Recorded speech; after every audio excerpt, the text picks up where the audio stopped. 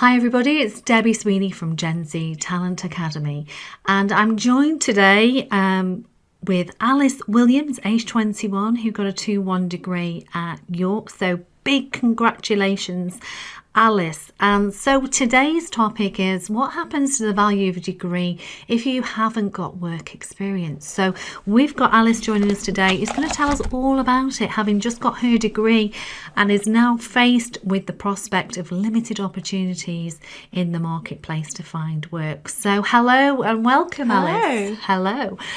So Alice, can you tell everybody, how did you feel about leaving uni and then making the transition from uni life to venture into the commercial world? So I think before the whole COVID-19 pandemic, I was super hopeful about leaving uni. I was really excited to have finally wrapped up my career in the education, and I was looking forward to my summer ahead and to celebrating my degree. And I think now my attitude has completely changed because I feel so unemployable. I've got a degree, and jobs just seem few and far between for anyone at the moment, never mind a recent graduate who has no work experience. So I felt very daunted and quite alienated by the prospect of searching for a job. Absolutely, and I know you're not alone there, Alice. It's a really tough time for anybody in the education system, especially with COVID-19, trying to find work. We've got people out there who are struggling to keep their jobs, they're on furlough. And so when you haven't had that commercial experience, it really is difficult for an employer to really kind of give people the opportunity. Even though we'd love them to, it's a really, really difficult time. So how did it make you feel knowing that the job market was limited for you? How did that make you feel? So initially, I just felt like I had no purpose. I'd finished my dissertation, which had obviously tied me over for quite a few weeks. It'd given me something to do. And then I got to a point where all I had to do was home workouts and walk my dog, and it just wasn't enough of a purpose. So I started creating my CV, and I quickly realised that my CV was filled with volunteering, Duke of Edinburgh. I had decent grades from school and I'd finished with a 2-1, but I had no work experience. And I think the main reason for that for me was, I didn't do medicine in university, I did English literature. So work experience wasn't a clear-cut path. I didn't do a vocational degree. So I guess I could have done some sort of work experience in a publisher's or in a local newspaper, but I didn't know what I wanted to do. So I felt like I needed to either search for some sort of apprenticeship, get some work experience, because at the end of the day there was no prospect of getting a job, so I might as well try to make my CV and myself more appealing to the employer. Okay, fantastic. And you'd gone from that kind of, let's say, euphoric moment of, I've got my degree and I'm out there and I've worked really, really hard for this. So you've gone from that positivity feeling. How negative did you feel after that, in terms of how was your confidence level going from that to the current situation? Yeah, it was pretty low, I've got to say. It's not even like I could have treated myself to a holiday, Oh, exactly. Yeah, I mean, you can't even have any fun these days. So I felt so low. I felt very alone because, to be honest, all of my uni friends are displaced. They're all around the country. So although we're talking, we all kind of feel the same. Everyone around me is older, so they can't completely relate to my situation, even though they're trying to. So, yeah, I felt... initially, I just felt like I had no clear pathway, but then I kind of knew that I just had to pull myself together and find something else to do to help myself after all this is blown over. Brilliant. Absolutely. Well, you've got the right attitude there, Alice. So what did you do, or what are you currently doing to make sure that when we come out of COVID-19, or even if we're in COVID-19, that when there's those limited opportunities, that you're going to pip the post against those applicants? What are you doing? So I'm kind of broadening my horizons and dipping my toes into new water. So obviously I'm actually doing this opportunity with yourself, whereas I'm helping you with your business and I'm helping with your social media and posting. And I'd never actually considered this area of the commercial sector, like into business and just being in the background behind a business and seeing how a business works. And I think it's been really insightful, and it's definitely opened my eyes to the fact that, people assume that when you leave uni with an English literature degree, you're going to go on to be a journalist or you're going to go on to just be an English teacher. But there are different, there are different things that I can go into, and I'm opening my eyes to that and trying new things so that when I do leave this, maybe I will want to be a journalist, but at the end of the day, I've got something else that I can add to my repertoire that could open different doors for me. Fantastic. And I think it's worth noting that sometimes you don't know what your skills are until somebody, say like myself, can identify what those skills can be.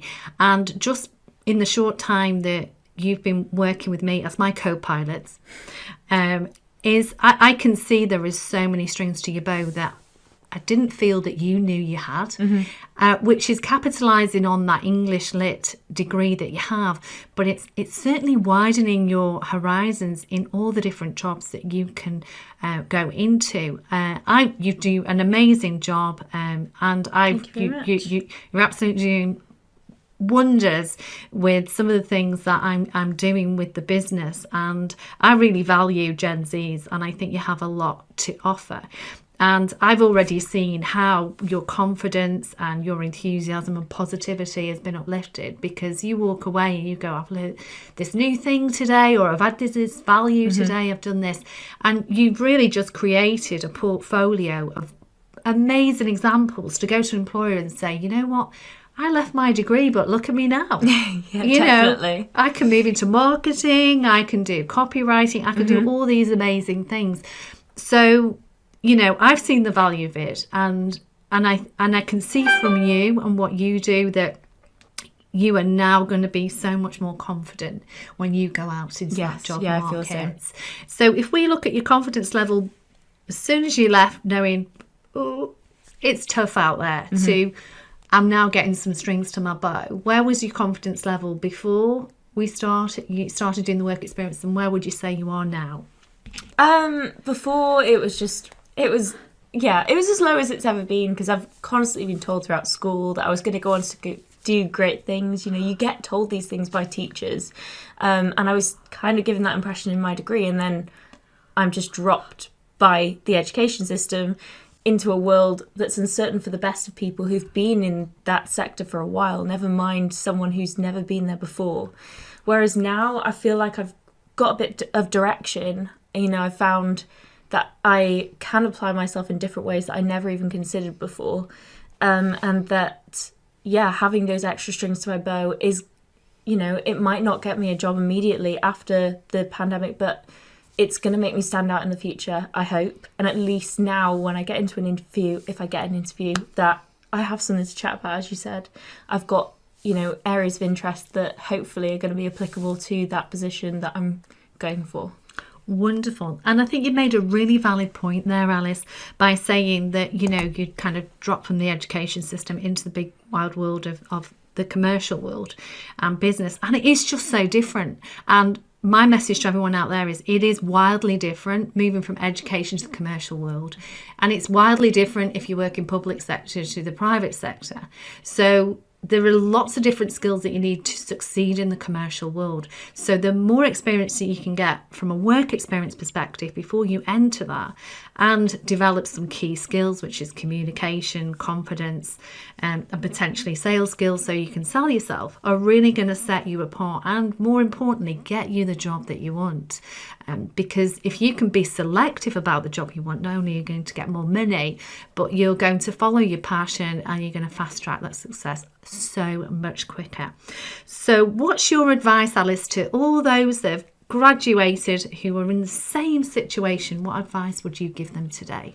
So my advice is, don't despair. You have just finished with a degree, and you should give yourself, you know, the credit and the time to celebrate that. You don't need to rush into pursuing a career, because at the end of the day, we haven't had those like important celebratory moments in university, so we kind of need to capitalize on those first, but also be considerate that your degree alone isn't going to set you apart from everyone else. You know, there's so many CVs that employers have to sift through, and you have to have something on there that's going to make you stand apart, and then put your CV aside away from everyone else's because you stand out.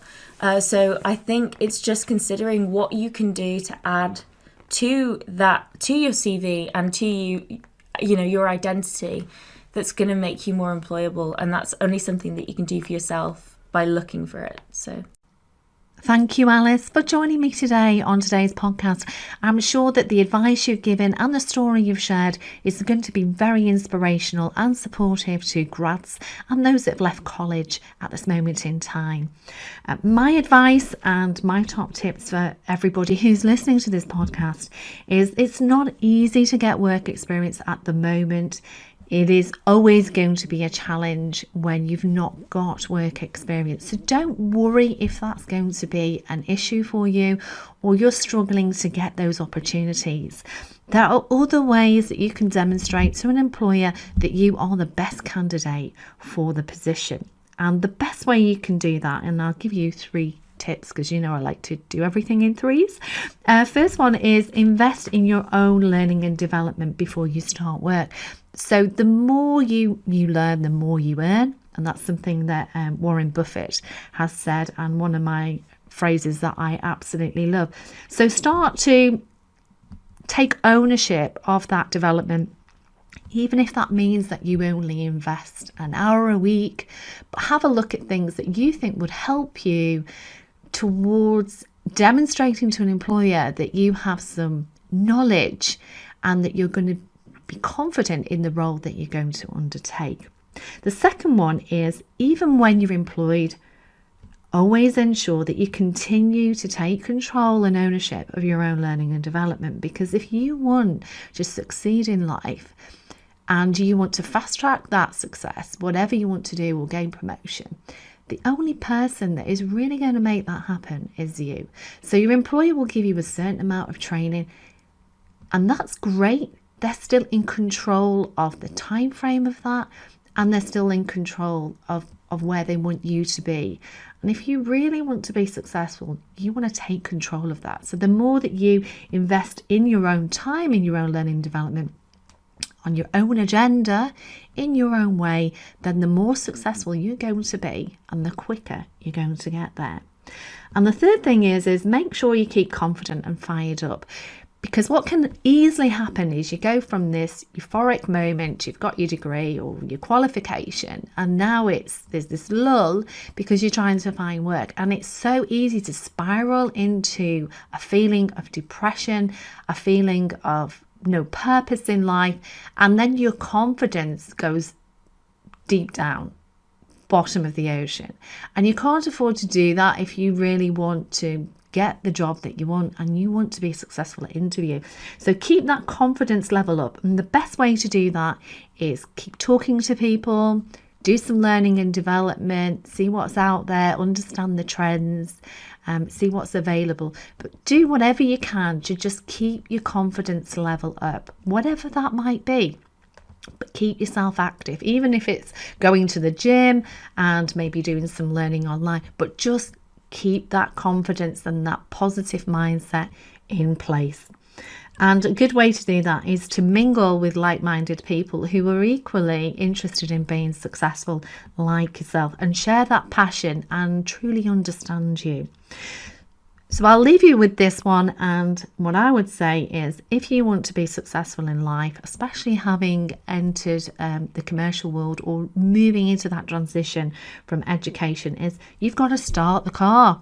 Okay, you're in control, you're at the steering wheel, so you start the car by taking control of your own learning and development. And then to get to 5th gear, which is where you ultimately want to be, is just keep that learning and development, that process going, and you control it on your terms. in your own way, and that will be supported by anything that your employer gives you as well. So I hope that was useful. Thanks again for your time today, Alice, and we look forward to seeing you again. So this is Debbie Sweeney of Genzy Talent Academy.